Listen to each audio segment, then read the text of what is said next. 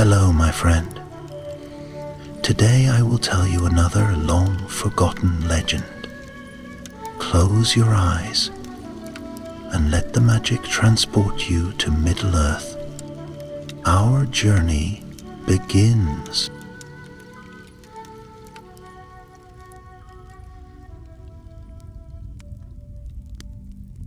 In the years before the War of the Ring, when the shadows in the east were still gathering but had not yet darkened the land entire, the great river Anduin flowed as it always had, broad and proud from the snow-choked heights of the misty mountains down to the seas of the south. Along its winding banks, marshes spread like green fingers, and reeds whispered secrets only the wind understood. It was a river of many moods, sometimes calm, sometimes fierce, but always ancient, always deep. In those days, folk still dwelt along its shores. Simple people, river folk and woodmen, hunters and fishermen, and a few wandering rangers who watched the land with quiet, weather-worn eyes. One such ranger was Halros of the North, a man of the wild paths, cloaked in gray, who spoke little but saw much.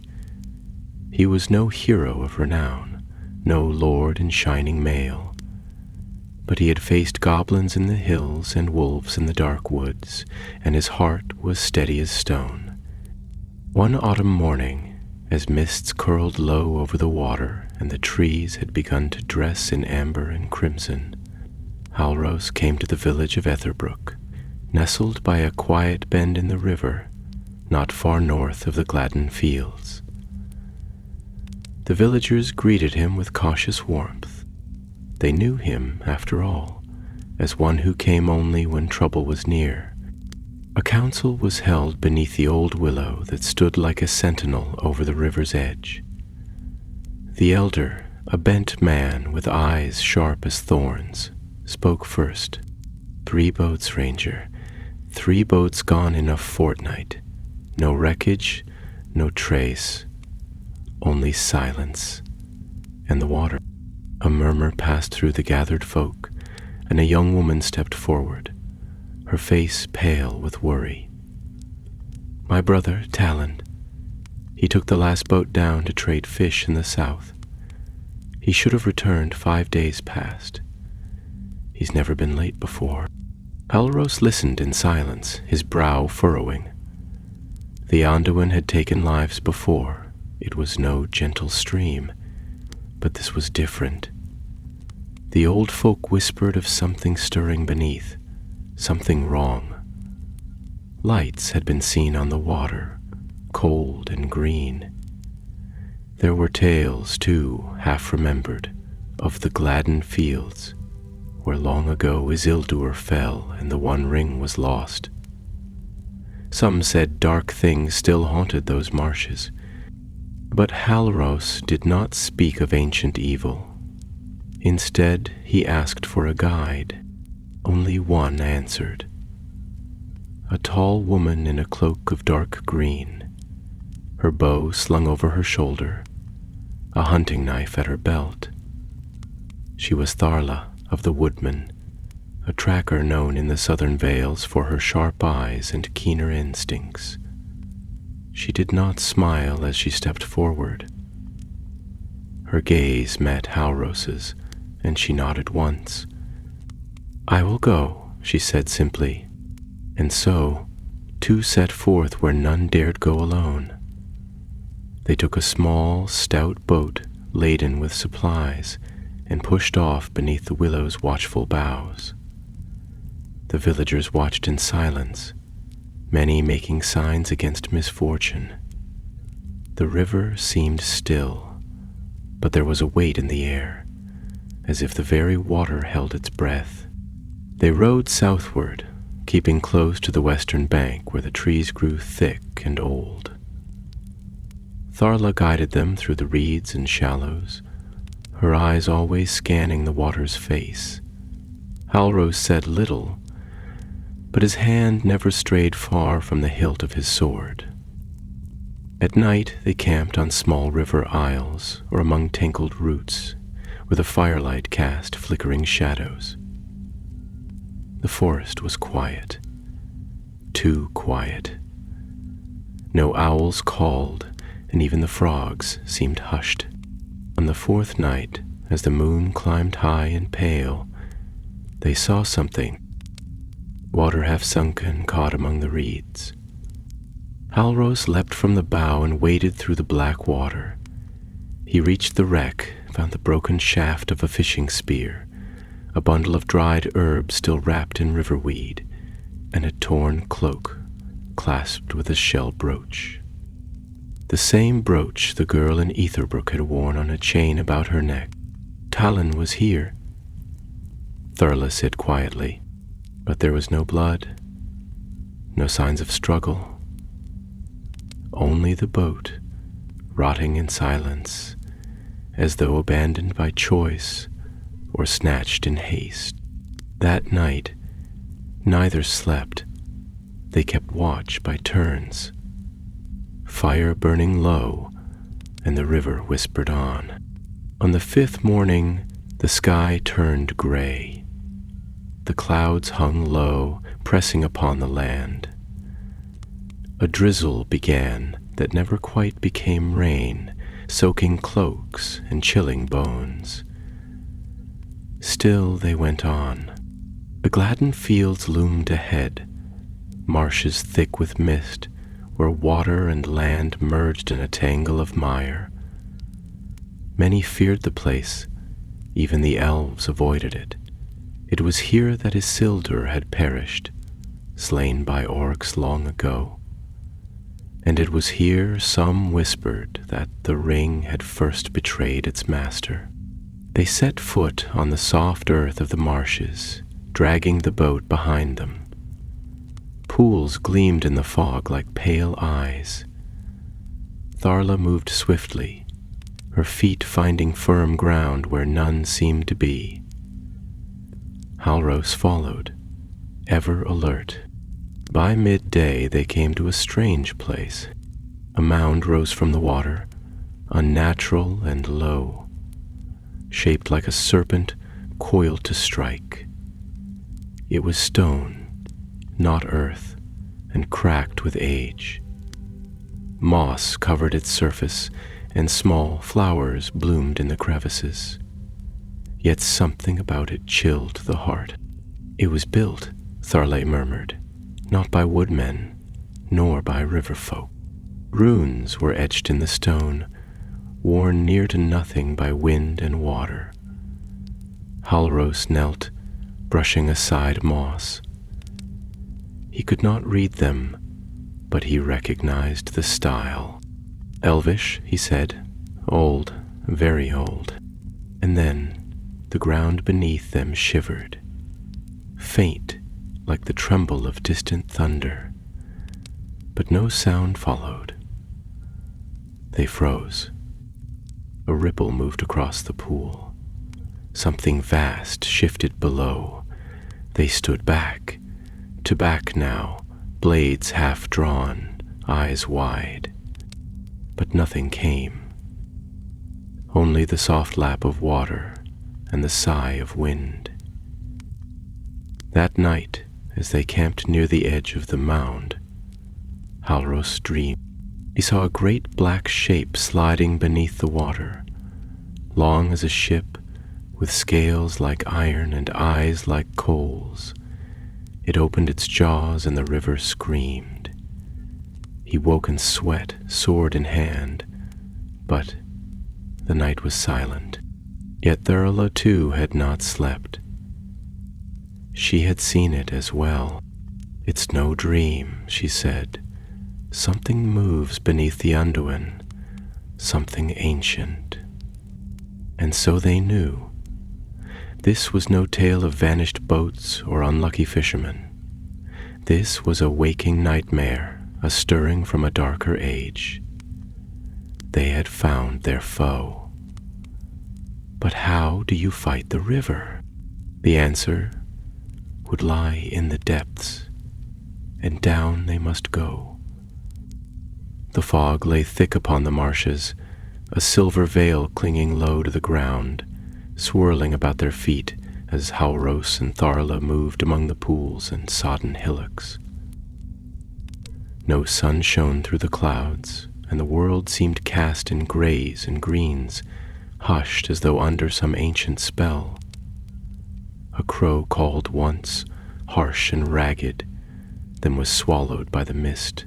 In that silence, time seemed to stretch, the hours long and uncertain, and the very air heavy with the weight of ages.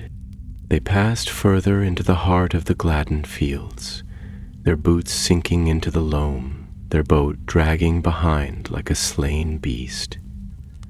The reeds stood tall about them, and beneath the surface of the still pools dark shapes shifted, some no more than fish, some perhaps more than that.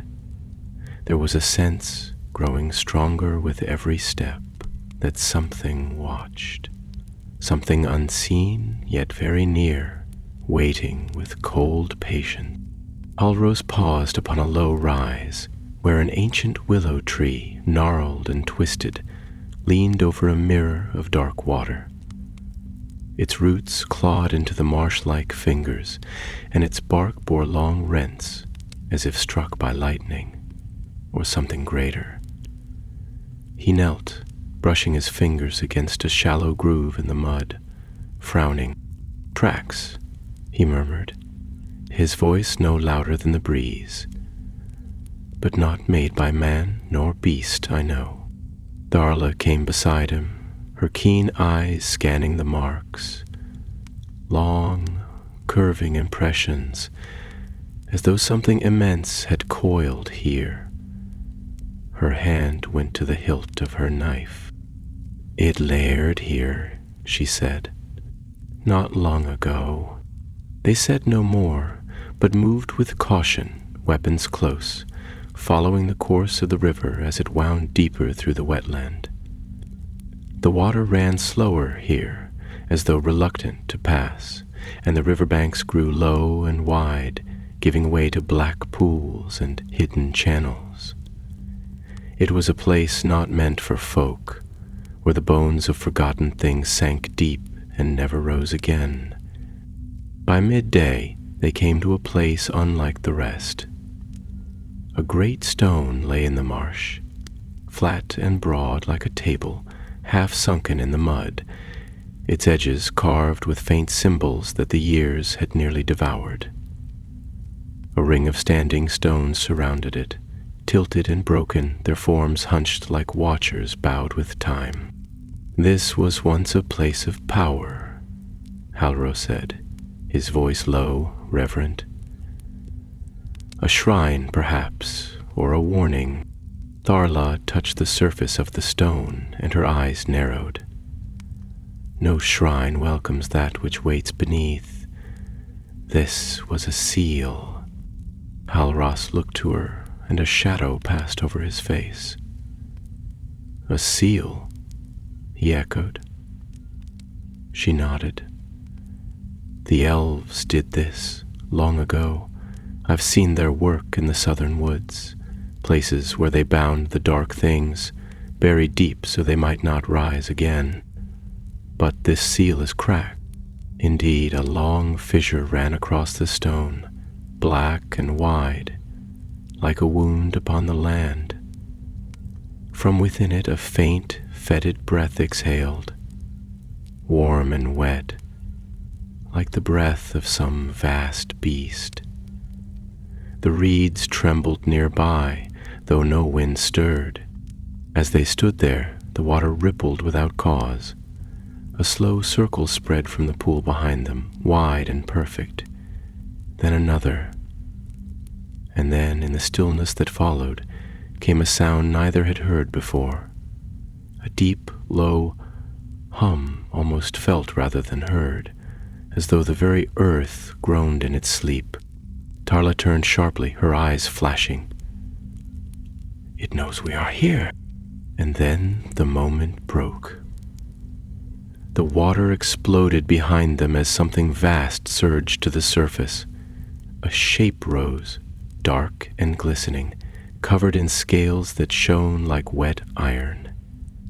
A long, serpentine body coiled upward, thick as a tree trunk, its head crowned with jagged spines, its eyes like twin embers beneath the waves.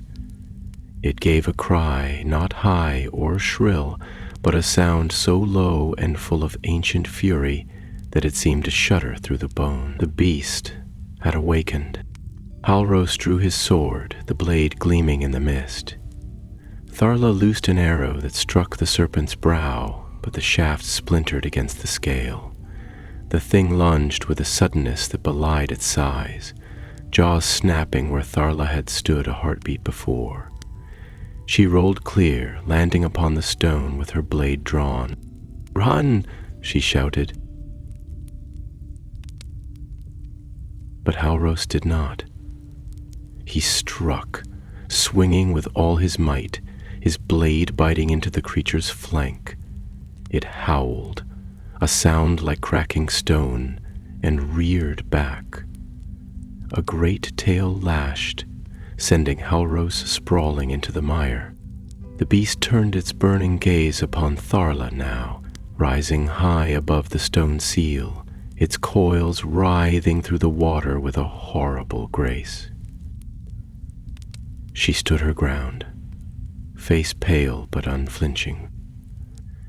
Another arrow flew, this one striking the creature's eye and sinking deep.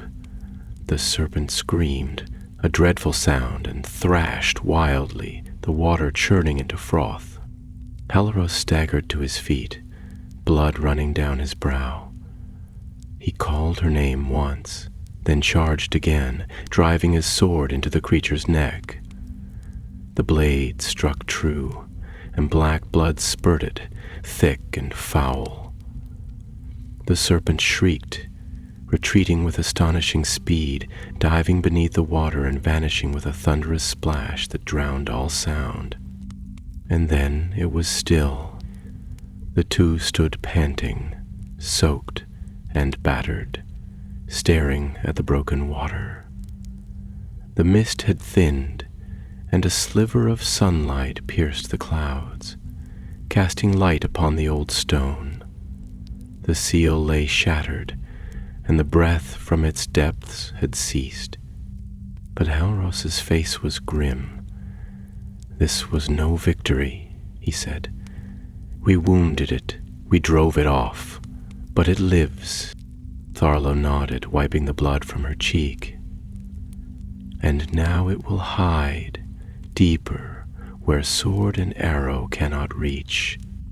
He looked to the seal, then to the river beyond.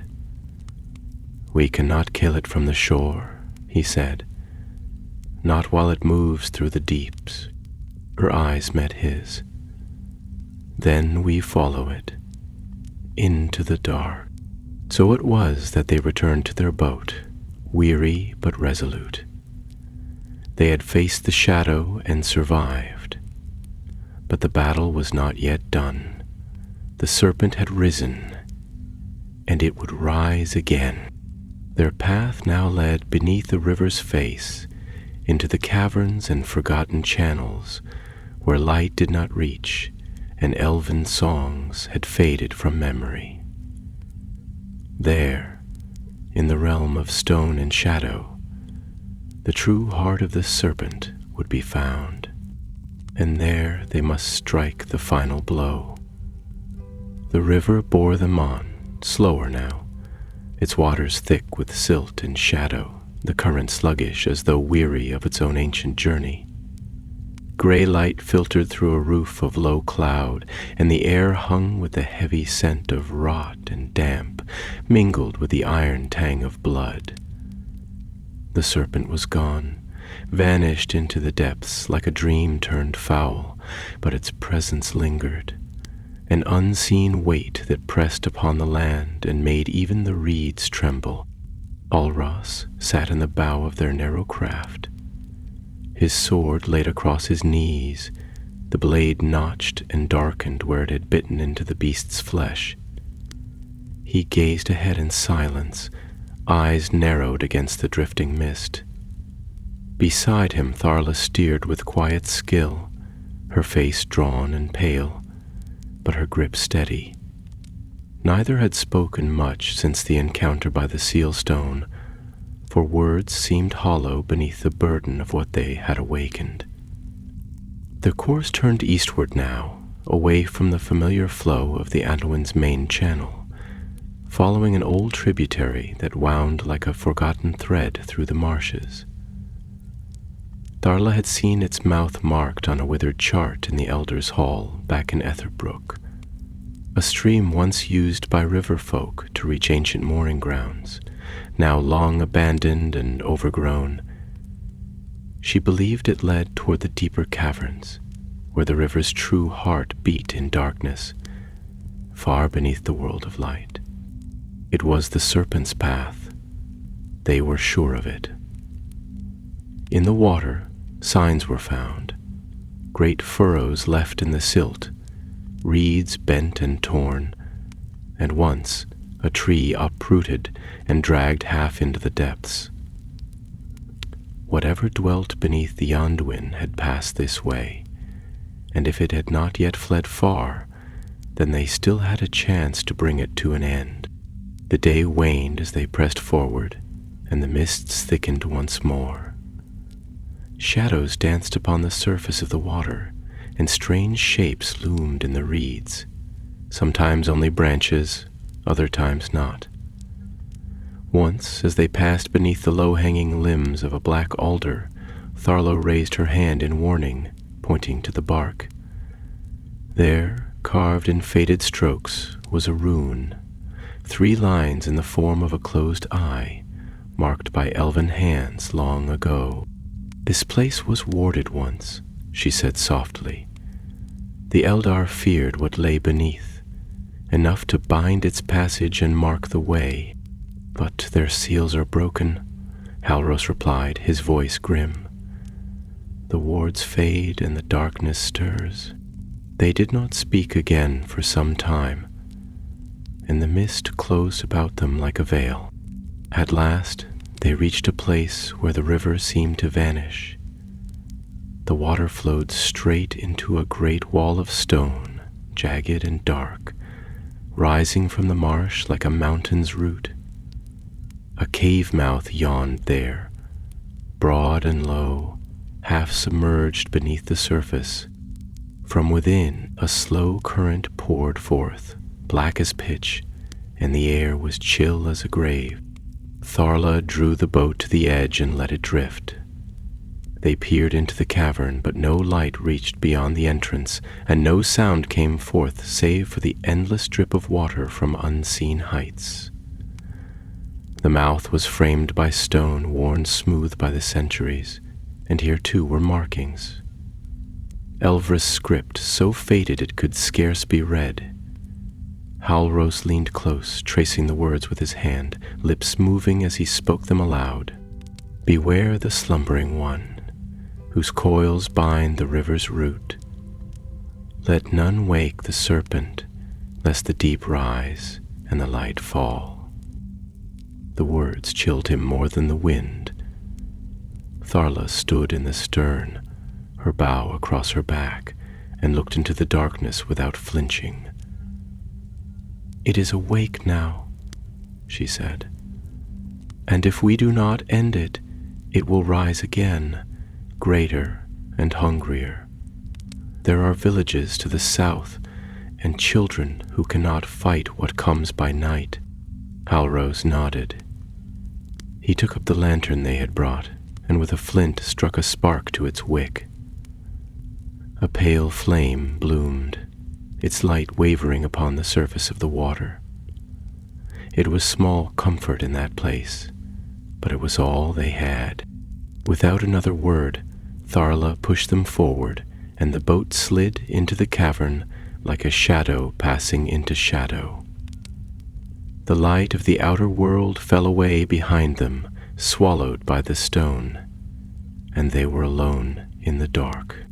The tunnel twisted beneath the earth, its ceiling low and jagged, its walls damp and close. Water dripped from unseen heights, and echoes chased them through the blackness, whispering strange things that might have been words, or might only have been the river speaking in its sleep. The lantern's glow stretched only a few yards, and beyond that the darkness pressed in like a living thing. Time lost meaning in that place. They drifted for hours, or perhaps days, though they never slept. The air grew colder the further they passed, and the walls wider, until at last the ceiling rose out of sight, and their craft floated upon a vast underground lake. Stalactites hung from above, like the teeth of some waiting maw, and the water lay still and black beneath them. There, in that sunless hollow, they found the bones. Half buried in the silt were the remnants of boats, old and new, shattered hulls and broken oars, the sad detritus of vanished lives. Skulls stared upward with empty sockets, and rusted blades lay scattered like fallen leaves. The lantern's light flickered upon a helm, bent and torn, and a child's toy carved of wood, floating still, though rotted with time. They did not speak, but grief and dread weighed heavily upon them. And then the serpent came. There was no warning, no sound of approach. The water simply rose as though breathing, and from beneath the great form surged forth once more. It came not in fury this time, but in silence, coiling upward like smoke, its eyes dim yet fixed upon them with a cold and patient malice. Wounds still marked its flanks, but they had begun to close, and the beast had grown larger in the gloom. It had fed, it had grown strong. Halros cried out, and Tharla loosed an arrow, the shaft streaking through the dark, striking scale with a dull thud. But the serpent did not flinch. With a slow, dreadful motion it began to encircle their boat, its length trailing behind like a river unto itself. Water rose around them, and the lantern flickered wildly, as if caught in a wind that did not blow. Then, with a motion like a whip, the serpent struck. The boat shuddered, wood cracking beneath the blow, and Halros was hurled into the black waters. He sank, cold closing around him like a shroud. The light of the lantern faded above, and the world became a dim blur of green and gray. He struggled upward, but something brushed his leg. Scales like stone, smooth and cold. A coil passed beside him, and he was drawn down, caught in a spiral vast and strong. But even in that dark, Halros did not let go. His hand gripped the hilt of his sword, and he drew it forth with a cry that never reached the surface. With all his strength, he drove the blade upward into the beast's flesh. The water churned as the serpent recoiled, blood unfurling in great clouds. Halros was flung free, rising at last to break the surface, gasping. The boat was shattered, but Tharla was there, clinging to a broken spar, her bow lost, but her eyes alive with fury. She reached for him, pulled him from the water, and together they drifted upon the wreckage as the serpent circled once more. It had not fled this time. It meant to finish them. The darkness of the cavern pressed close about them, and the stillness that had followed the serpent's retreat was not the hush of peace, but the dreadful quiet of breath held in fear, as if the very earth waited to see whether life or death would claim the intruders upon its sunless waters. Halros and Tharla lay adrift upon the remnants of their shattered craft, soaked through and bruised, their limbs chilled to the bone by the black waters, but their spirits unbroken. Far above, the stone vault stretched into shadow, and all around them the lake spread wide and silent, save for the slow, slinking ripple that marked the serpent's return. It had not come with the wild fury of beasts enraged, but with the slow certainty of an ancient predator, vast and deliberate, as though time itself moved through the deep in serpent form. Halros, though weary and wounded, had not let go of his sword. Its edge, dulled and blood-blackened, yet gleamed faintly in the lantern's light, which now floated between them, tied to the splintered mast and bobbing with each ripple. Tharla, one hand upon a broken oar, kept her eyes on the blackness beyond, her breath steady though her hands were cut and trembling from the battle. "It will not let us go," she said at length, her voice low, as if to speak louder would summon the beast too soon. "It is not a thing that kills for hunger alone." Halros nodded, his eyes dark with grim understanding. "No, it hates, it remembers." They drifted further, the current drawing them inward to the heart of the cavern, where the water grew strangely warm, and the air was heavy with the reek of decay and something older still, a scent like scorched stone and ash, carried from the depths of the world. Here the very bones of the mountain seemed steeped in memory, and the marks upon the walls, though worn by time and water, bore witness to powers that had long since passed into shadow. At last the remains of their raft struck something solid, and they found themselves beached upon a wide shelf of stone, slick with moss and shrouded in shadow. Beyond the edge of the shelf yawned a pit of dark water, still and fathomless, as though the river itself ended here, swallowed by the bowels of the world. Alros climbed ashore first, his limbs stiff but his will unshaken, and helped Tharla from the wreckage. Together they stood upon the stone, their backs to the rock, their eyes scanning the water's edge. There was no sign of the serpent, but the silence had deepened, and the lantern's light seemed to shrink in the vastness of the dark. They had come to the beast's lair. Here the river folk's tales found shape. The vanished boats, the lights upon the water, the whispers in the night, all led here, to this place of broken stone and forgotten sorrow, where the serpent beneath Anduin had waited through long years for its chains to loosen and its hunger to be reborn. Tharla moved to the edge, her gaze fixed upon the dark pool. "We must end it here before it slips away into the deep again." Halros came beside her, his hand upon the sword hilt. "Then we must draw it forth and strike while it still remembers pain." They set about their grim work. Halros searched among the scattered remains upon the shelf, shards of bone, fragments of armor, and half-burned torches that bore the mark of elven make.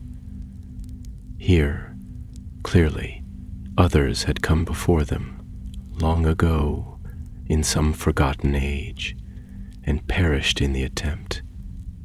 Yet not all was lost, for among the rubble they found a bundle wrapped in oilcloth, dry and untouched by rot. Within it lay a spear, long and slender, of gray steel, etched with runes that glimmered faintly in the lantern's glow. Tharla held it in her hands, and the runes answered her touch with a warmth that pulsed faintly, like a heartbeat in stone. "This was wrought by the Noldor," she said, "for slaying beasts of the deep." Halros took it reverently and slung his sword across his back. "Then we shall give it purpose again. To draw the creature forth, they lit what fire they could, old torches, bits of pitch, and dry moss gathered from the walls, and set them about the stone shelf, casting a flickering light that danced across the water. The warmth of the flames drove back the cold for a little while, and with the fire came movement. The waters of the pool, still as glass moments before, a single ripple passed across the surface, then another, and then, from the far edge of the pool, a pair of eyes rose, red and rimmed with gold, burning with ancient malice. The serpent came. It emerged, not as before, in a sudden rush of wrath, but slowly, majestically, its great body coiling up from the depths like the shadow of a mountain rising from beneath the sea. Its scales glistened in the firelight, black and wet, and steam rose from its flanks as though it carried the heat of the world's core in its blood. The jaws opened wide, and a hiss escaped that seemed to shake the very stone upon which they stood. Halros stepped forward, the spear in hand, and raised his voice. Spawn of the deep, dark-wrought and death-bound, by flame and blade, I name thee foe. Come forth, if thou wouldst end what thou hast begun. The serpent answered with a roar that shattered the silence, and the water surged as it lunged, its massive head striking like a bolt from the heavens. Halros did not flee. He leapt to meet it.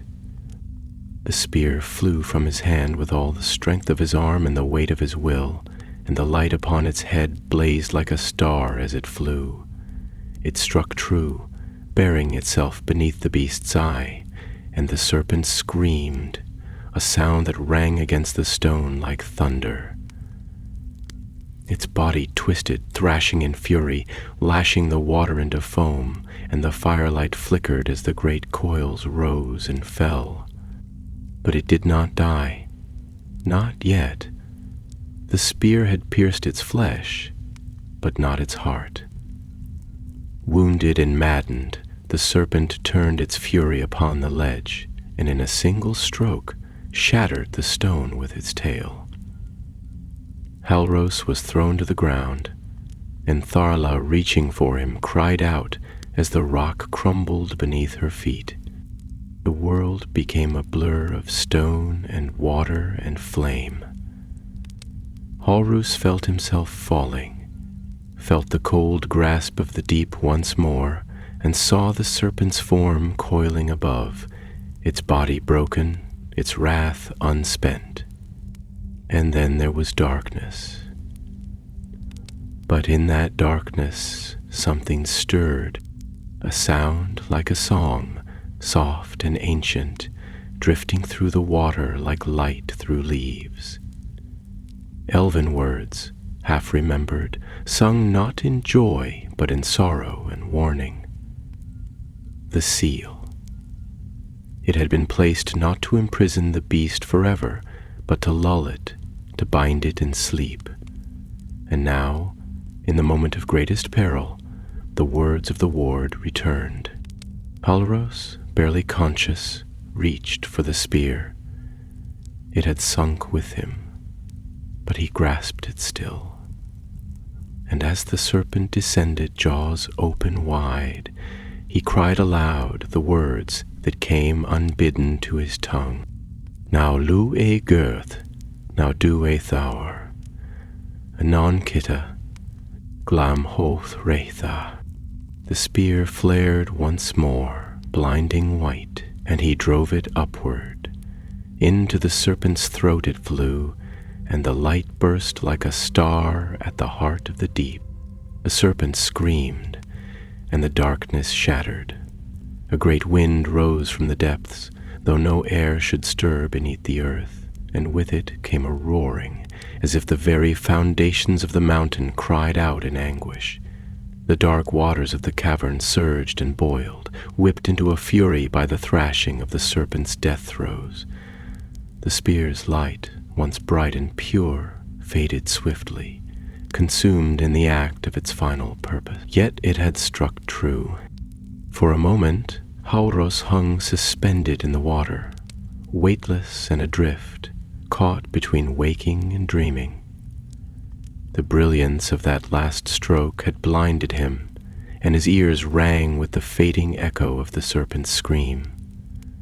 The cold held him fast, pressing into his limbs like stone, and his breath burned in his chest, for he had cried aloud the ancient words, not knowing their power, only that they had come in the moment of need. Then came stillness. The waters no longer churned. The tremors that had shaken the stone ceased. The roaring faded into silence so complete it rang louder than sound, and through that hush a faint glow stirred in the deep. Not the harsh white of fire, nor the molten red of rage, but a soft, silver-duppled shimmer that touched the water with gentleness. It streamed from the depths like moonlight upon the sea, and where it touched, the black veil of the cavern was lifted, and the weight of shadow lightened. Hauros rose, drawn upward by unseen hands, and broke the surface gasping. His limbs flailed weakly, but he was caught by another, Tharla, clinging to the jagged edge of a broken ledge, her arm outstretched. She had not fallen far, and her hold had endured, though blood marked her brow and her eyes were dulled by weariness. With a final effort, she drew him to the stone, and together they lay upon the wet rock, side by side, hearts pounding in unison, breath shallow, the air above filled now with the smell of rain and earth and deep water. They did not speak for a long while, for their strength was spent, and words seemed small in the aftermath of such terror. When at last Hauros turned his head, he beheld the beast. It lay coiled in the water still, motionless and vast, its head resting upon a broken pillar of stone, its eyes dark and empty. The wounds upon its body no longer bled, and the darkness that had once clung to its form like a shroud had lifted. The ancient malice had passed from it, and in death it seemed more a relic of forgotten ages than a terror of the present. The scales, once black and glistening, had dulled to gray, and cracks like old age lined its flanks. Tharla rose slowly to her feet and stood over the carcass, gazing upon it with wonder and sadness. "It was not always a thing of evil," she said at last. "Once, perhaps, it served some purpose, but it slept too long in the dark, and the world it awoke to had no place for it." Hauros came beside her, leaning on the broken haft of the spear which he had recovered from the waters. Or perhaps the darkness called to it and made it what it became. The deep places are not empty, only hidden. There is old power still in the roots of the world. He looked down into the pool, where the serpent's coils faded into the gloom. This place should not be forgotten. There must be a record, a warning. She nodded. The elves who sealed it understood. We must find those who remain and speak of what we have seen. Their return was slow and quiet. They moved again by the old boat path, what little remained of it, piecing together a crude raft from shattered planks and broken poles. They floated downstream, letting the current carry them from the shadowed place, and the light grew with each passing hour, until the stone gave way to sky, and the cave mouth loomed behind them, a wound in the world now closed. They did not look back. The mists of the Gladden fields were lifting, and the air bore the scent of autumn once more, rich with leaf fall and wood smoke. Birds called in the distance, and deer stirred among the thickets. Life, timid and slow to return, yet stirred again in that forgotten corner of Middle-earth. When at last they reached Etherbrook, the bells of the river folk rang for their return, and the people gathered beneath the willow to hear the tale. It was not told with pride, nor with flourish, but plainly, with quiet strength.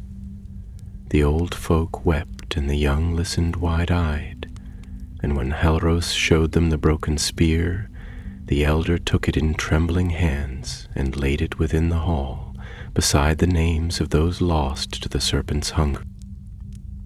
Talin's sister lit a lantern and set it adrift upon the Anduin, a light for all those who had vanished. It floated down river until the current took it out of sight, and its glow remained in their hearts long after it had passed from view. Talros did not linger. The road called to him, as it always had, and the lands of the north still needed watching. He left with the turning of the moon, taking the long path through the hills, though the folk begged him to stay. Talros remained for a time, teaching the young to track and to read the signs of the land, and then she too departed, bearing word to the elves of Lothlorien and Mirkwood. And though the tale of the serpent beneath Anduin was spoken only in quiet places and remembered by few, it did not fade, for in the deep places of the world where darkness waits and light must be carried, courage is not always the forging of great kingdoms or the slaying of many foes.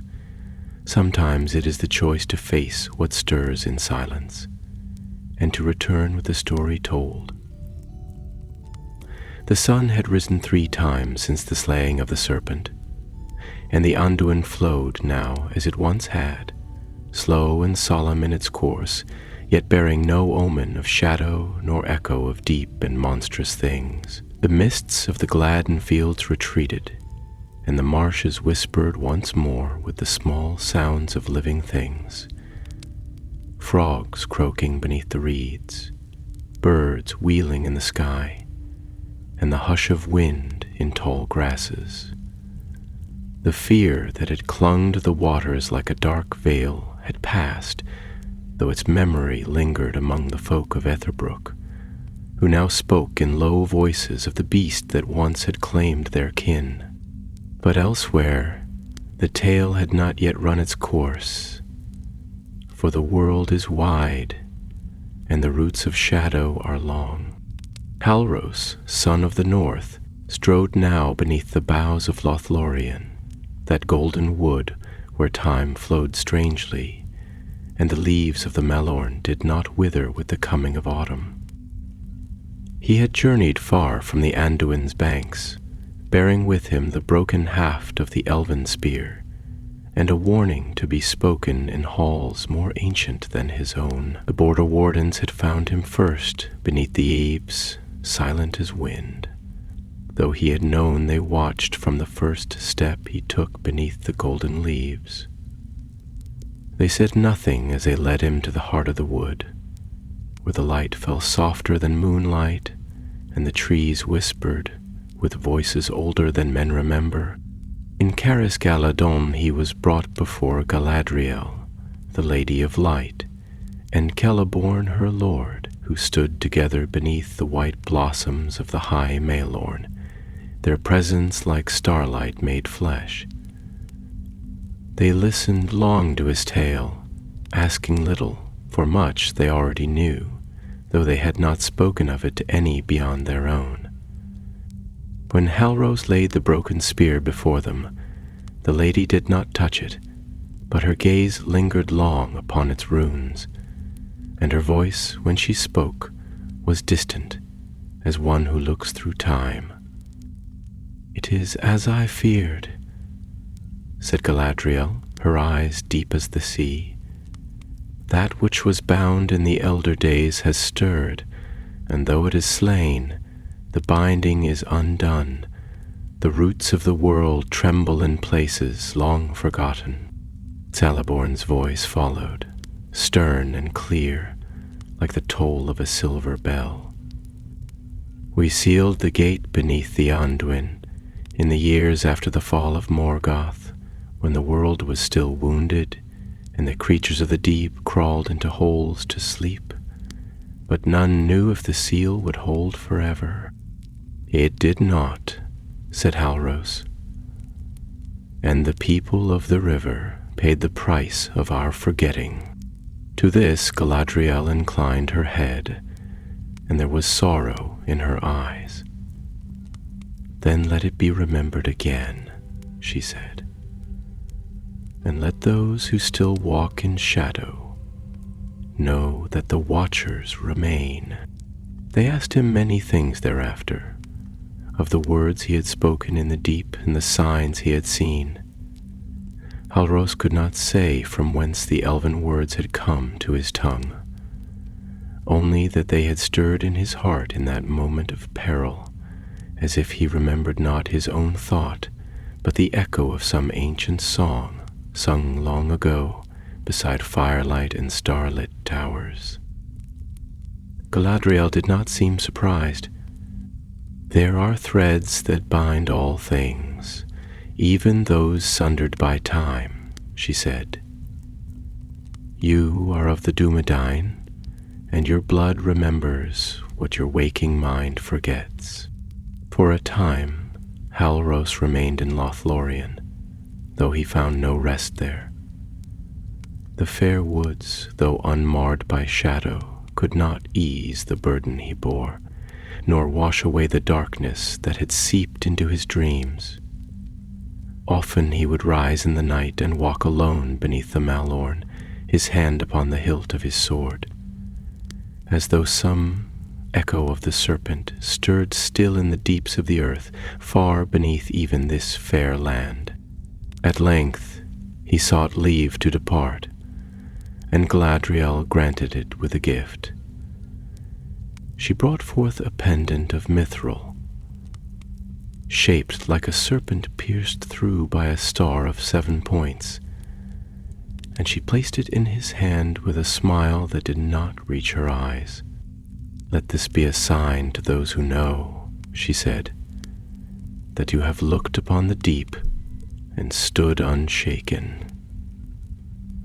The road ahead may yet lead you to darker places."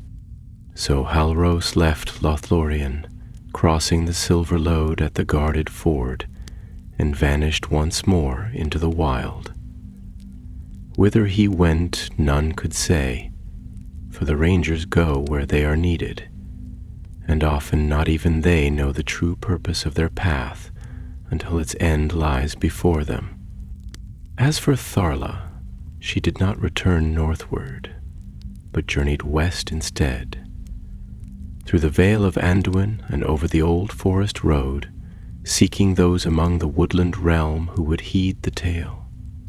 In the halls of Thranduil she spoke of what had passed, and though the Elven King was slow to stir, remembering ever the pain of the past and the losses of his own kin in darker days, he did not dismiss her words. He sent scouts southward along the river, and bade his folk to watch the waters more closely, lest another such horror rise in some forgotten pool.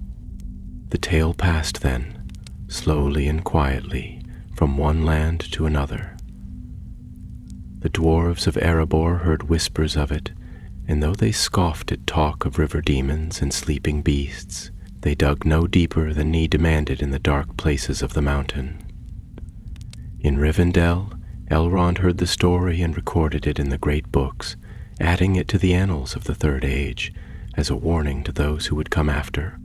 And thus, though the Serpent was gone, its legacy lingered.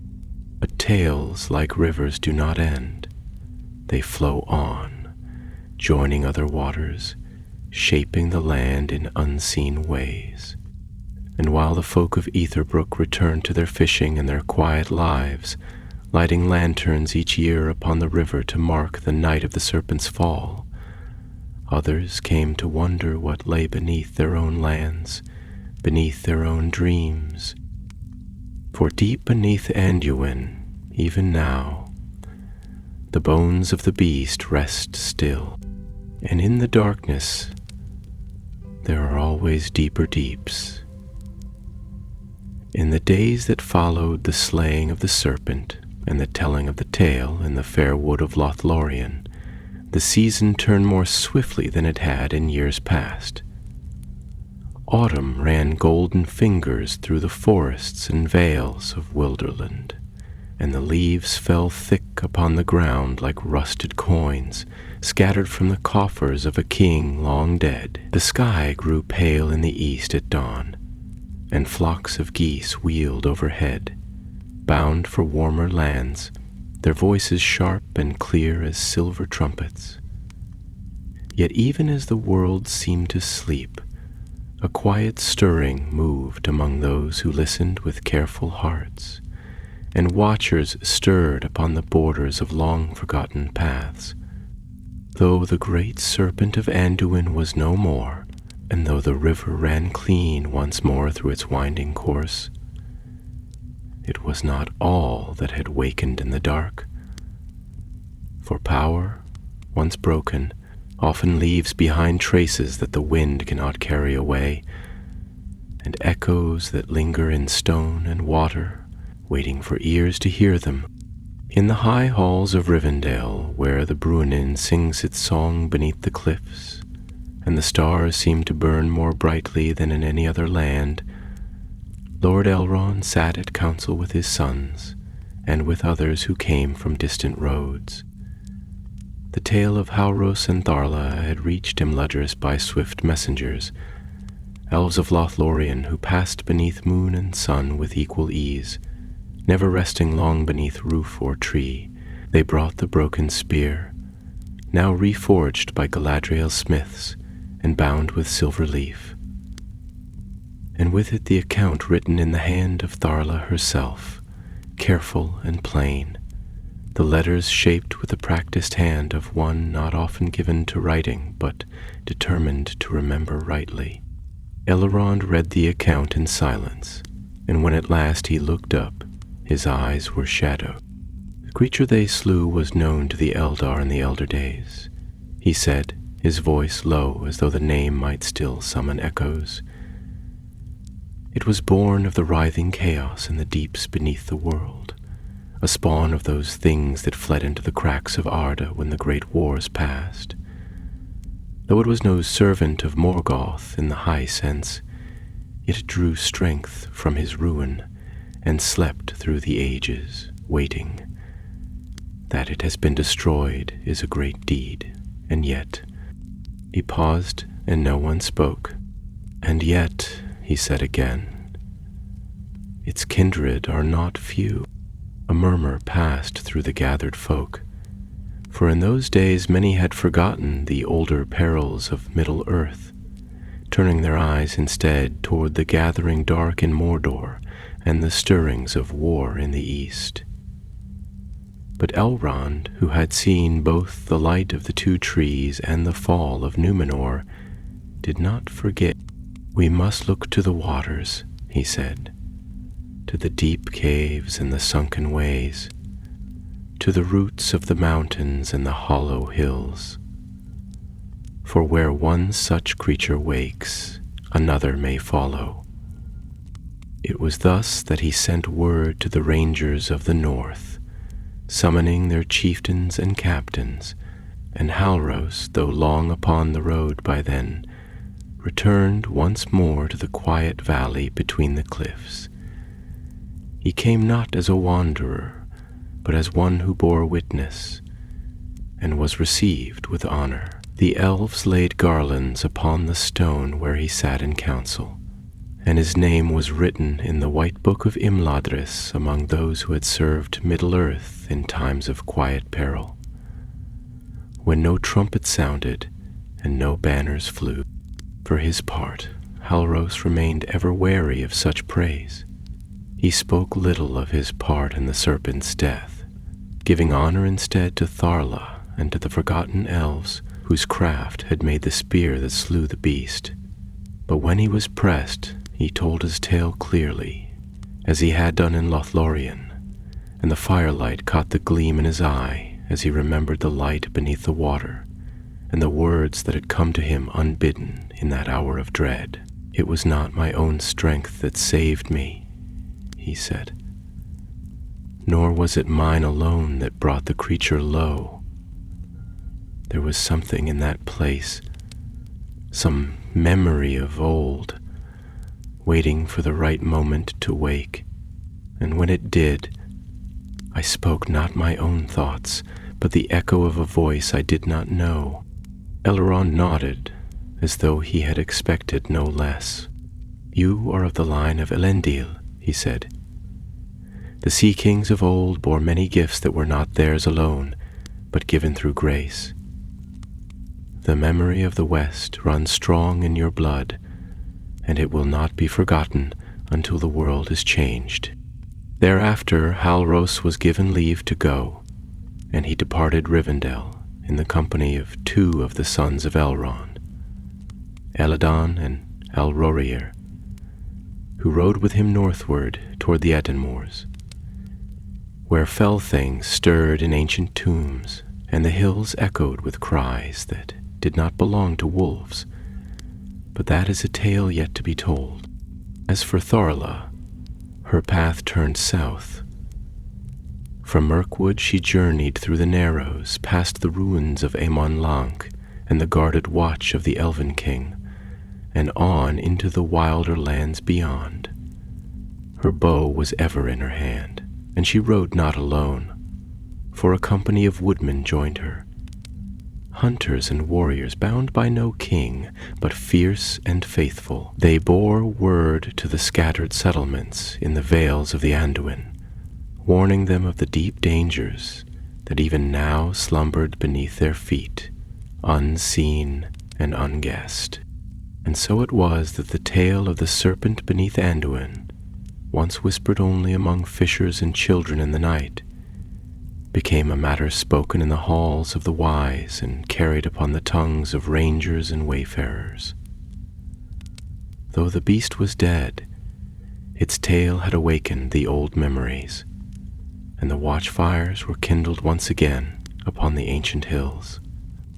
In the great east, where Barad-dûr rose once more and the eye turned its gaze westward, none yet knew of the serpent's fall, but the wind bore tidings even to those dark lands, and whispers moved among the orc chieftains and the ring servants of a light that had flared in the deep places, and a name spoken by dying beasts, a name not of man nor elf, but of the elder tongue known only in dread.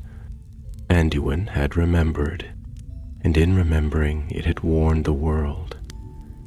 Far to the south, beyond the marshes of the Gladden and the wide meads of the river folk, where the Anduin broadened and deepened in its stately course, there rose a ridge of low hills half buried beneath thyme and ivy.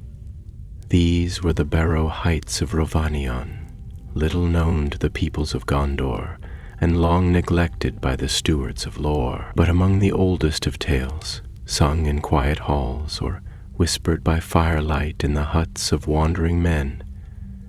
It was said that beneath those hills, older than the forests, and older still than the kingdoms of men, there lay tombs, untouched by the ages, and doorways sealed with stone that bore the mark of the forgotten West. Tharla, daughter of the woodman and bearer of the serpent's tail, came now with her companions into that lonely region. She had led them through tangled wood and over narrow deer tracks, their path winding ever upward through the thinning trees, until the crowns of ancient barrows rose at last before them, bare upon the hilltops like the bones of giants sleeping in the earth. The wind here had a bitter taste, sharp as ash and cold iron, and the sun, though high, gave little warmth. They made their camp in the lee of one such hill, where stones, half buried in moss, still bore the faint outline of elvish script. One of her company, a greybeard named Galder, son of Haltha, had once studied under a lore master of Escaroth, and though he knew little of such high tongues, he could make out enough to murmur the meaning. "Beware the gate of dreams," he said softly, "for beneath lies that which should not wake." The others fell silent at his words, and even the fire seemed to crackle more softly, as though mindful of old ears listening beneath the earth. Tharla sat apart, her back to a stone carved in the shape of a serpent coiled around a flame. She held her bow across her knees and stared into the darkening sky, her thoughts troubled. The tale of the Anduin serpent had spread swiftly, but with it came signs and portents. Creatures of the wild driven from their dens, strange lights seen by night, and the vanishing of 3 scouts sent by the woodland realm into these very hills. That the serpent had awakened others she did not doubt. There had been a stirring in the world, a subtle trembling, like the fall of distant hoofbeats on hollow ground. The earth itself seemed to draw a breath and hold it. That night she dreamed. She stood once more upon the stone shelf deep beneath the river, but the waters had turned to glass, and the serpent lay coiled not in death but in stillness, as if turned to stone beneath her feet. And from its wounds flowed not blood, but shadow, thick and slow, rising into the air like smoke from some vast cauldron. In the dream she turned, and behind her stood a door carved of black wood, bound in iron, with 7 runes burning faintly upon its surface. From behind that door came a voice. It was not the voice of a man, nor of elf, nor any creature she had known. It was a voice ancient and slow, like roots grinding in the earth, or the groan of ice over stone. Yet it spoke in words she understood.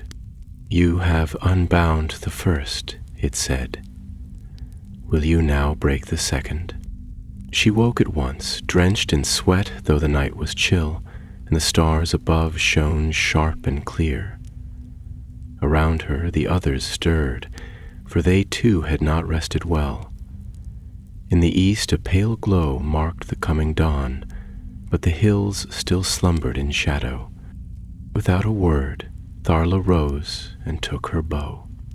Galder joined her, and the two made their way to the highest of the barrows, where a narrow cleft in the stone marked the entrance to a forgotten vault.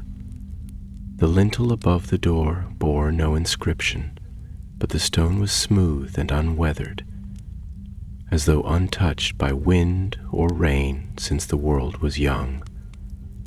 They passed within.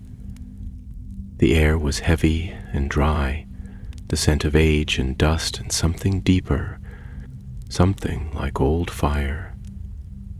Their lanterns cast long shadows on the walls, revealing carvings faded by time, scenes of battles beneath strange stars, of towers fallen in flame, and of beasts like the serpent, many-headed and vast, drawn down into the earth by chains of light. At the heart of the chamber they found a dais, and upon it lay a great stone tablet, cracked but whole. Upon its face was written in the high tongue of the elves, and though Galder struggled with the meaning, Tharla read it with sudden clarity, for the dream had taught her more than she knew. It said, "Here lies the seal of Alcarea, worm of the hidden veins, who sleeps beneath the hollow hill. By flame and word, by blade and song, bound until the last trumpet sound. Let none wake the deep one, lest the roots of the earth be shaken." Galder's hand trembled, There were more than one. Tharla nodded, her voice low. 7 seals, 7 serpents. One has fallen, others may now stir. They made haste to return, and that evening under the rising stars, the company gathered in grim silence. No laughter stirred among them, and no song passed their lips. Only the steady sound of whetstones on blades, and the watchful eyes turned toward the hills. The next day they buried the entrance, stone upon stone, sealing the passage with care and song. Tharla spoke a blessing in the tongue of the woodman, and Galder added words from the speech of the Northmen, calling upon the Valar to guard the gate. But as they turned from the hill, a sound echoed from the depths. A single, hollow knock, as if a great fist had stirred in the dark and touched the lid of its tomb. None spoke of it, yet all heard. And so they rode from the Barrow Heights, swift and silent, spreading word among the free folk that the earth had begun to stir. The tale of the serpent beneath Anduin had grown longer now, and darker. For though the river slept once more, other waters ran deeper still. Round the shadowed hollows of the Barrow Heights, where silence clings even to the wind, and the sun seems hesitant to tread, Tharla and her company departed beneath a sky turned dim and uncertain. The season was waning, and the old year stood on the edge of winter, with the breath of the north beginning to stir through the trees, bending the boughs and stirring the leaves that had not yet fallen. Their path led them westward now, down from the hills and across the fields of brown grass that lay in the lee of the misty mountains. The air grew colder with each passing day, and the skies more troubled, as if the land itself labored under a weight unseen but deeply felt. Word had spread, as swift as sparrows in a storm, carried by wayfarers and whispered in the hearth halls of scattered folk. Hunters in the vale spoke of strange movements beneath the earth, tremors in the ground where none had been felt before, and pools that boiled without heat in the wild places where no fire was kindled. Wolves, lean and desperate, had come down from the higher slopes in growing numbers, and even the bears had stirred from their dens before their time. Something unseen was moving beneath the mountains. Tharla herself rode at the head of the company, her face grim and unshaken, though weariness was plain in the lines of her brow and the set of her mouth. Since the finding of the seal stone in the hills, she had known no rest in her heart.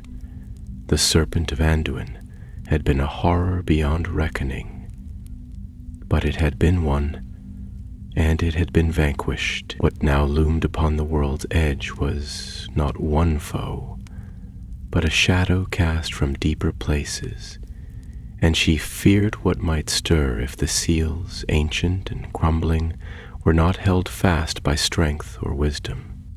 They made for the western eaves of the Dimrill Dale, where the silver lode rises cold and swift, and where the watch of the elves still guarded the forgotten ways that wound beneath the peaks. In the days of old, it was said, there had been a path that ran under the mountains, from Khazad-dûm to the Gladden, a road for kings and merchants, carved by the dwarves and lit by lamps of crystal flame. But that road had long been sealed, and few now living knew even its name. The 5th day of their journey, as they camped near a ruined watchtower half swallowed by ivy and earth, a rider came swiftly from the south. He was clad in a weather-stained cloak of gray, and bore upon his breast the mark of the white tree of Gondor. His horse was spent and foam-flecked, and he dismounted with haste, though his legs were unsteady from the long ride. The watch was called, and Tharla came at once to meet him, her hand upon her blade. "I bear word from Emin Arnon," said the rider, his voice hoarse with dust. "A summons from the steward. Gondor has heard your tale." Tharla nodded and bade the man rest.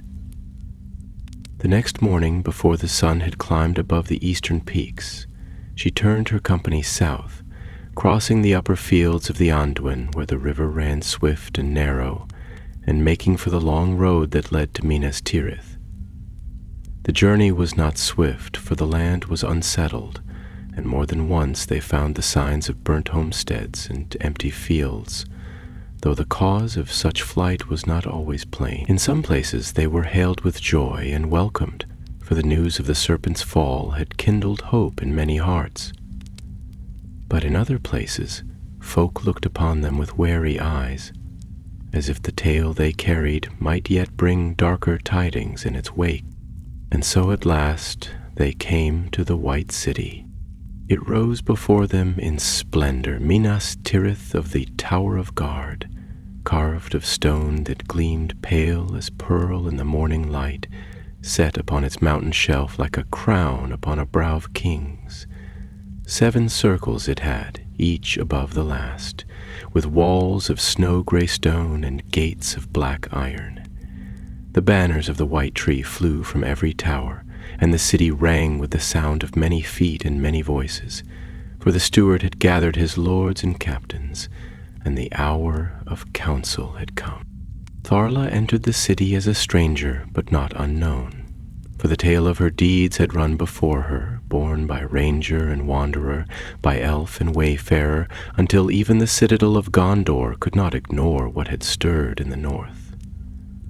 She was brought at once to the Hall of Kings, though no king yet sat upon that throne, and there, beneath the shadow of the great white chair, she stood before Denethor, son of Ecthelion, steward of Gondor. He was a man tall and proud, robed in sable and silver, with a face like weathered marble, and eyes that burned with thought as with fire. Long had he ruled in the name of the kings that were no more, and none could say he lacked wisdom or strength. But there was a shadow upon him also, for the east was stirring, and the black land whispered ever more boldly beyond the mountains of shadow. He listened to Tharla's words in silence, his hands clasped upon his knees. When she had finished, he was still for a long time. "You say one serpent is slain," he said at length, his voice deep and slow. "But others may yet sleep beneath the world?" "Ha! So the signs tell," she replied. 7 seals, one is broken, another trembles. Denethor frowned, and those standing nearby shifted uneasily. At his right hand stood his younger son Faramir, fair and thoughtful, whose gaze never left Tharla's face as she spoke. At his left stood Boromir, broad of shoulder and strong of will, whose brow furrowed at mention of the beasts of the deep. "Then the threat is not ended," the steward said. "And if it is not ended, it must be sought out and destroyed. We cannot afford shadows in our midst, not with Mordor stirring." He turned then to his captains and spoke of musters and patrols, of sending scouts to the north and riders to the hills of the Vale. But to Tharla he said only this: "You have done a great deed, though it may be but the beginning. Rest now, and we shall speak again." But Tharla knew her road would not end in rest. That very night, beneath the walls of the city, she met with Faramir in the court of the fountain, where the leaves of the white trees stirred in the still air. "The seals were not meant to last forever," she said. "The elves knew it, and the dwarves feared it. They are failing. Then we must find them," Faramir answered, "before others do." And in that moment, under the stars of Gondor, a new road began. The moon waned over Minas Tirith, and the stars above the vale of Anduin burned cold and high, distant fires watching a world that stirred in its roots and whispered again of ancient things best left forgotten. The white city slept, yet not wholly, for beneath its towers and between its high walls many were wakeful. Guards upon the battlements, scribes bent over tomes in the houses of lore, and watchers upon the great gate, where the road from the north met the broad causeway that wound up to the city's gates. Yet it was not only those whose duty kept them from sleep who stirred in those hours, for some, like Tharla and Faramir, had found their fates newly entwined, and the threads of that weaving tugged at their hearts like the breath of a wind before a coming storm.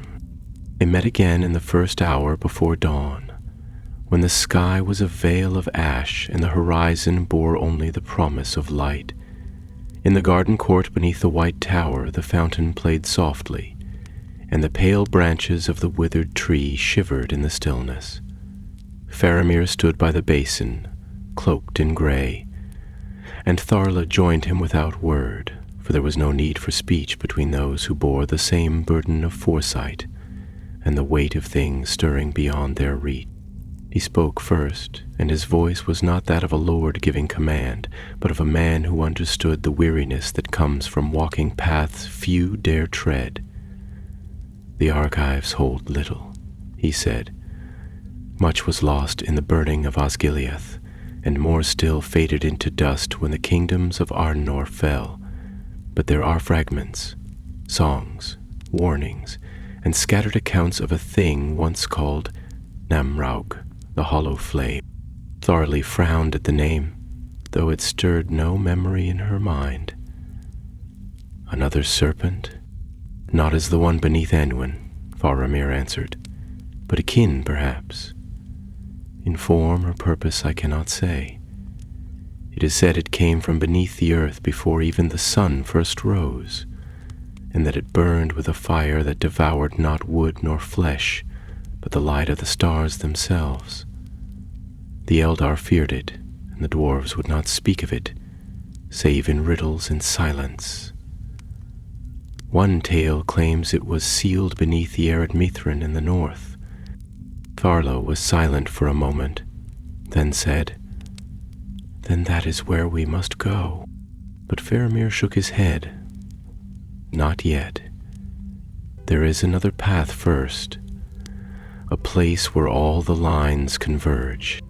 He drew forth a map, aged and yellowed, ink fading upon its surface, yet the marks upon it were clear: rivers, mountains, forests, and, in the midst of the highlands above the eastern fork of the Anduin, a mark long forgotten by most eyes, a circle ringed in runes, inscribed with a name worn to shadow.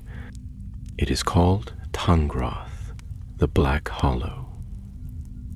Few speak of it, and fewer still have walked its bounds, but the lore suggests it is one of the ancient wells of power from before the First Age, a place where the foundations of the world are thin, and the fire beneath the stone comes close to waking.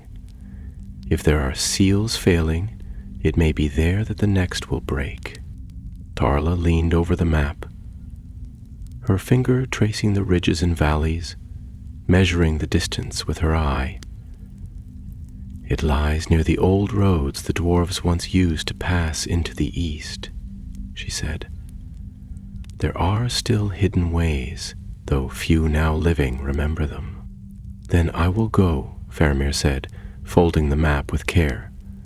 "The steward will not grant leave to a great host, nor will it avail us to ride in force. But with a small company, swift and silent, we may reach it unseen." Tharla met his gaze, and there was a gleam of fire in her eye not unlike the flame that had kindled in the serpent's heart before its fall. "Then I will go with you." So it was that, within the turning of a fortnight, word was sent quietly to the north, and from among the rangers of Ithilien and the remnants of Arnor, a fellowship was formed. Halros of the north returned from the Etten moors with tidings of wraith-like things stirring beneath the hills. Marineth, a healer of Minas Tirith who knew the language of trees and could walk in silence where none should pass. And 2 other, lesser known but stout of heart, a dwarf from the Iron Hills named Dane, son of Marnor, who bore a mattock of stone-forked steel, and a man of Lost Sarnog named Dirion, fleet of foot and keen-eyed with the bow. They gathered beneath the mountains under moonlight, and in the shadow of Mindoluin they took their oaths, not in pomp or fanfare, for the days of great armies were yet to come, but in quiet resolve, as those who understand that the smallest flame may hold back the longest night. Faramir stood before them with a sword at his side, not drawn, and a horn upon his back, and spoke the words that had not been uttered since the war in the north that broke the black host of Angmar. By the stars that watch the shaping of the world, by the flame that burns unending, and by the silence that guards the deep, I swear this oath, that while I draw breath, I shall not turn from shadow nor falter before the unknown. I shall seek the seals of the world and hold them fast against the dark. One by one the others spoke likewise, and when the last words fell silent, a wind rose on the mountain, clear and cold, bearing upon it the scent of snow and pine and the distant smoke of unseen fires. It was a good omen, or so Marineth said, though none truly knew what lay ahead. They departed that same hour, riding swift and light, and their passage was known only to a few. The lands through which they passed were growing wilder by the week, and old paths were no longer safe. Yet they moved with skill, guided by Tharla's memory and Halros's lore, and in the space of 10 days they had passed through the borders of Gondor and entered into the eastern wilds, where the land grew rough and broken, and the stars at night seemed fewer. There, on the 12th evening, as they camped beside a half-frozen stream and listened to the distant call of wolves, they saw it, a fire upon the distant hilltop, pale and green, flickering not with the warmth of hearths, but the cold hunger of something ancient. They stood long in silence, watching, until the flame sank once more into the earth, and beneath their feet the ground trembled. The trembling of the earth passed like the last echo of a distant bell, faint yet lingering, and though the sound was but a whisper in the vastness of the wild, it stirred the hearts of those who kept the watch. The company rose, each one to their feet, and turned their eyes to the dark horizon, where the strange flame had danced upon the hilltop, now gone, yet not forgotten. The stream at their feet gurgled quietly over stone, its surface disturbed by the faintest ripple, as if something vast had shifted beneath the ground, far away and far below. Tharla stood apart from the others, her cloak drawn close against the cold, and her gaze fixed upon the east. Her heart was troubled. Though she had hunted the Serpent of Anduin and walked beneath the roots of mountains where light had not reached for an age, yet this land felt different, as though it belonged not to the same world as the rest, but to one older and more perilous, an echo of the days before the days, when stone and flame knew no law but their own. Halros moved beside her, his eyes searching the sky. "It stirs again," he said quietly. "I had thought the tale of the seals was but a remnant, half truth and myth bound together by fear, but that fire, No hearth ever burned so, and no beacon was ever kindled in so dark a place. Definitely. Tharla did not answer at once, but at last she said, "If the seals fall, the land itself may begin to break. These creatures, these shadows, we have slain one. But what if there are more that cannot be slain?" To this, Halros gave no reply, for in his heart too, that same fear had taken root. When morning came, they set out again, passing through a narrow defile between sharp hills where black pines grew thick upon the slopes, and old stones jutted from the soil like broken teeth. The wind was thin here and cold, and it whispered through the trees in a tongue no man spoke, though Marineth, who knew the speech of leaves and streams, turned her head often as if listening. By noon they came upon an ancient causeway, half buried in snow and scrub, its stones carved with faded runes in a tongue none now living could fully read. It ran south and west in a long, curving arc, disappearing into a wall of fog that clung to the hills like a veil.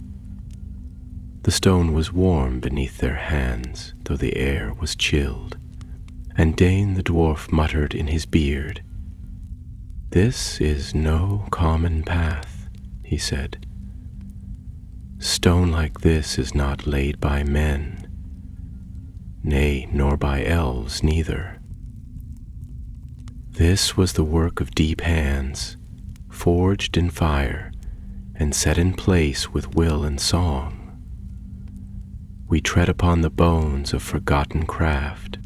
Faramir knelt and ran his hand along the edge of the stone. "Then it is older than Gondor, older than Arnor, older even than Khazad-dûm," he murmured. "For here no records remain, and the towers of the west recall not the name of this road." "Then let us name it anew," said Thorla.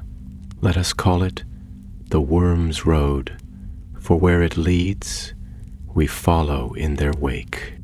So they pressed on, following the road into the mist where the hills grew steeper and the sky dimmed even at midday. The sun became but a pale gleam upon the fog, and the trees thinned, replaced by broken stones and strange thorn bushes that grew in silence. They passed no birds, nor did they hear the cry of any beast. The world around them had fallen into hush, and even their footfalls sounded muffled, as though the land itself held its breath. Late on the third day, the fog lifted for a time, revealing a high ridge crowned by standing stones. The company climbed toward it, and as they did, the air grew warmer, though the sky remained gray. At the summit, they beheld a hollow, broad and black, a valley of scorched earth and steaming vents, rimmed by jagged cliffs and circled in ruin. At its heart was a lake, dark and still, yet it smoked as though lit from beneath by fire. This was Thangroth, the black hollow. They stood in silence at the edge of that forsaken place, and none among them needed speak its name aloud. The very stones beneath their feet murmured it in memory. The lake, though silent, gave off a heat that could be felt from afar, and the wind that rose from it carried with it a scent like burning iron and old death. "No bird flies here," said Marineth. "No root takes hold. This place is not of the world we know. It was made in another age," Faramir said, "or by something that shaped the world to its will." Dane sniffed the wind, his eyes narrowing. "There is a tunnel beneath it. I smell the stone's wound. It opens deep below, through fissures and veins the mountain folk once feared. No light has touched those halls for 1,000 years. There." Halros pointed. "Do you see it?" On the far side, where the stones rise highest, they looked, and upon a pillar of rock that jutted like a fang into the air, they saw a shape, tall and narrow, hewn from black stone and bound in bands of copper. It was a doorway, sealed, its surface unbroken. Yet even from afar they could see it pulsed faintly with a red light, as though some fire moved behind it, slow and restless. "That is a seal," Faramir said. "The second." No sooner had he spoken than a sound rose from the deep, low, like the grinding of great wheels, or the shifting of mountains in their sleep.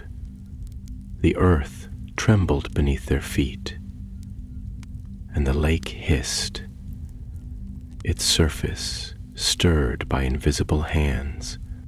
"We are seen," Tharla said. They withdrew then from the ridge, taking shelter in the rocks above, and there they laid their plans. For to reach the seal they would have to cross the hollow by night, when the heat of the lake was lowest and the fires beneath it slumbered. Even then, the danger would be great, for no one knew what watched from the waters or waited in the tunnels below. But the seal must be reached and its strength tested, for if it failed, as the first had done, then all the might of Gondor and the north would not be enough to hold back what would rise. That night the company rested little. The stars above were veiled, and the moon was blood red, hanging low in the sky like a silent herald of things to come. In the hours before dawn they rose, their weapons bound and their hearts steady, and made ready to descend into the hollow. And as they went, a voice stirred in the mist, not spoken aloud, but heard within each of their hearts. A voice deep and cold, speaking in words older than speech. "Come then, break the seal, wake the flame. I am waiting." The hour was dark, and the air lay still as the breath of a tomb when the company descended into the vale of Thangroth. A light mist clung to the earth like a veil drawn across the face of an ancient sleeper, and though the sky was clear, the stars above gave little cheer, for they burned pale and distant in the heavens, and the moon had long since fallen beneath the hill. No breeze stirred the stones, and no cry of owl or creeping beast broke the silence that lay upon the hollow, like a mantle of dread. Their path wound down through clefts in the black rock, where once, long ago, waters may have flowed, though now the stream beds were dry and the stones warm to the touch. The mist grew thicker as they descended, and the ground beneath their feet grew soft with ash, gray and fine, as though the bones of the earth had been scattered upon the wind. Strange shapes loomed in the darkness, pillars of stone that rose like sentinels, worn smooth by time, yet standing still with a purpose long lost to the memory of man. No voice spoke among them as they passed, for they had agreed in whispers upon the ridge that silence was their ally, and any sound might stir what lay sleeping. Even the dwarf, Grimdane, son of Marnor, moved with care, his heavy boots wrapped in cloth and his great mattock borne across his back in silence. Marineth walked lightly as though her feet knew the path before her eyes, and Tharla, at the head, led them with the sure-footed grace of a hunter born to shadow. At length they came to the edge of the lake, a dark mirror, still and gleaming in the gloom, with no ripple upon its surface and no scent of water in the air. It was not a true lake, but a veil stretched above the deep, and though none spoke it, All felt that should they touch it, they would not rise again. The way forward ran along its edge, where a narrow causeway of stone rose barely above the waterline, half broken and slick with slime. There, upon that crumbling path, the seal awaited. They began to cross, one by one, their cloaks drawn close and their eyes upon the far side, where the great black pillar rose from the earth like the blade of some buried giant. The wind had died altogether, and even the sound of their breath seemed loud in their ears. The lake beside them remained still. Then came a sound, not loud, but clear and cruel. A whisper of stone grating upon stone, low and long, as though a door long sealed had shifted in its sleep. It came not from the path nor from the cliffs above, but from beneath the lake itself. Halros, who brought up the rear, turned at once and drew his blade, though no foe could be seen. Faramir, who had reached the base of the seal with Tharla at his side, turned his gaze toward the black door, and saw that its copper bands now pulsed with a dull glow, red as a dying fire. The surface of the seal had cracked, not deeply, but enough to show a sliver of light within, pale and cold, like moonlight caught beneath ice. "There is something within," he said, his voice low but steady. "It waits behind the veil, not yet woken, but stirring." Tharla stepped forward, her hand outstretched, not in recklessness, but with purpose. The runes upon the surface of the seal flared as she approached, lines of silver fire spreading across the stone in intricate webs, ancient letters of a script no longer spoken aloud in the world. They burned not with heat, but with memory, and her breath caught in her throat, for in that moment she knew the truth that the elves and the wise had hidden.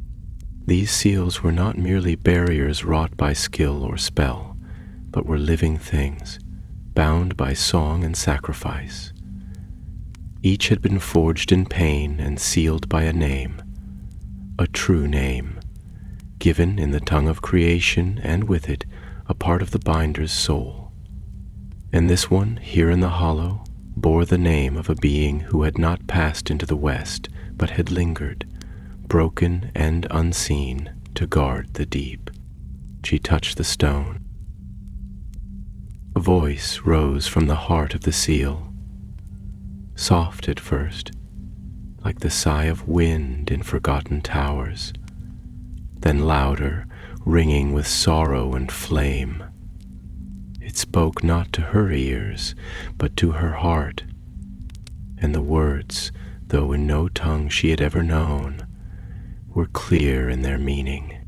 "I am Geryon, the last flame of Urdiel, who bound the second of the deep. If you hear this, the ward is failing, the chains grow weak. Speak my name and awaken the fire of the seal." She staggered back, her face pale. "It was made by fire to bind fire," she said, "but it cannot last much longer. The flame within is dimming." "What must we do?" Faramir asked, stepping beside her. "We cannot seal it anew without the name," she said, "and we do not have the words of power." At that moment, from the far end of the causeway, a sound broke the hush, louder than before, a thunder beneath the lake, and the surface stirred at last. Not a ripple, but a rising, a heave, as though something vast moved upward through the depths. Dane swore an oath in Kisdul and drew his mattock. Dirion readied his bow, and Marineth began to chant in a voice that was not her own, calling upon the stars to hold their places and the roots of the world to be still. Halro stepped forward, sword in hand, and looked to Tharla. "Can the name be found?" he asked. She shook her head. "Not here, not now. But if the seal is lost..." She did not finish the thought. Then from the waters a shape began to rise, not swiftly, but with terrible certainty. A spine, black and wet, broke the surface, followed by a ridge of scaled hide that steamed within her heat. A low sound like the beating of vast drums echoed from the deep, and two eyes opened in the gloom, pale, lidless, burning with cold light. "It is not yet whole," Marineth said, her voice like falling leaves.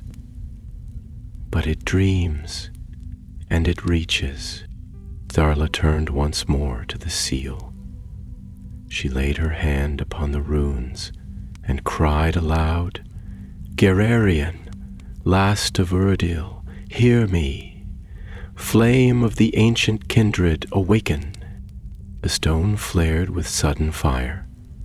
A column of white flame shot upward from the seal, and the door groaned as the bands of copper turned red hot. The creature in the lake screamed, a sound of rage and hunger, not in voice, but in thought, for it had no breath to cry aloud. The waters churned, but it did not rise further. Then the light faded. The seal held, for now. The company withdrew as the first light of dawn crept over the hills. Behind them the lake stilled once more, though the heat upon its surface had not cooled. The seal remained dark, its glow gone, but the crack was still there. As they climbed once more to the ridge, Faramir turned to Tharla and spoke the words none wished to hear. "It was not victory, only delay." She nodded. "But we have seen the seal," she said. "And we have heard the name. Somewhere in the ruins of song or the tombs of memory it will be written again, and when the time comes we must find it. For if the next seal fail..." She looked east where the sky was brightening with cold light. "Then fire shall rise, and all the rivers of Middle-earth shall run red."